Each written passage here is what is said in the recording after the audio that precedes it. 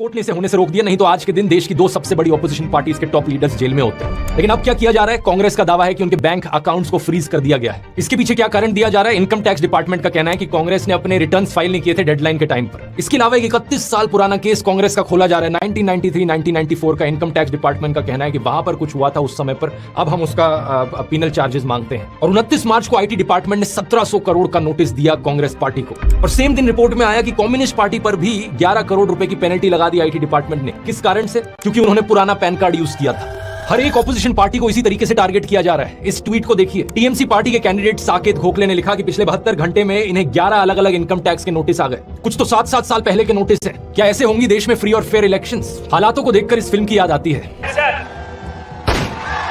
The dictator नाम की एक कॉमेडी फिल्म, जो कि एक सैटारिकल कहानी सुनाती है एक फिक्शनल डिक्टेटर की। रेस जीतने के लिए डिक्टेटर किसी भी हद तक जाने को तैयार है। आज जो भी ये सब हो रहा है देश में, इसकी खबर दुनिया भर में पहुंच रही है दोस्तों। पहले जर्मनी की तरफ से स्टेटमेंट आई, फिर अमेरिका ने स्टेटमेंट दी और अब तो यूनाइटेड नेशंस भी कहने लग रहा है। वो उम्मीद करते हैं कि इंडिया में लोग फ्री और फेयर तरीके से वोट कर पाएंगे, सबके राइट्स को प्रोटेक्ट किया जाएगा। सरकार के इन कारनामों की वजह से दुनिया भर में भारत की रेपुटेशन नीचे गिर रही है। कुछ बीजेपी के पॉलिटिशियंस तो अब ओपनली कह रहे हैं तब तक नहीं मिलेगी जब तक आपका मुकदमा पूरा नहीं हो जाता और आप इनोसेंट प्रूव नहीं हो जाते। लेकिन बात सिर्फ इतनी सिंपल नहीं है दोस्तों। अरविंद केजरीवाल के इस अरेस्ट के पीछे एक इलेक्टोरल बॉन्ड घोटाले का भी कनेक्शन। कोर्ट में जो हियरिंग हुई उसके अनुसार अरविंद केजरीवाल को 4 लोगों की स्टेटमेंट्स के बल पर अरेस्ट किया ईडी ने। उनमें से एक इंसान है शरद चंद्र रेड्डी, जो कि ऑरबिंदो फार्मा कंपनी के हेड हैं। 9 नवंबर 2022 की बात है कि ईडी ने रेड्डी को बुलाया था पूछताछ के लिए इस एलिजिड लिकर स्कैम के केस में। उन्होंने जो स्टेटमेंट दी उस दिन वो केजरीवाल के फेवर में थी। लेकिन अगले ही दिन 10 नवंबर 2022 को ईडी इन्हें अरेस्ट कर लेती है। इनके अरेस्ट होने के सिर्फ 5 दिन बाद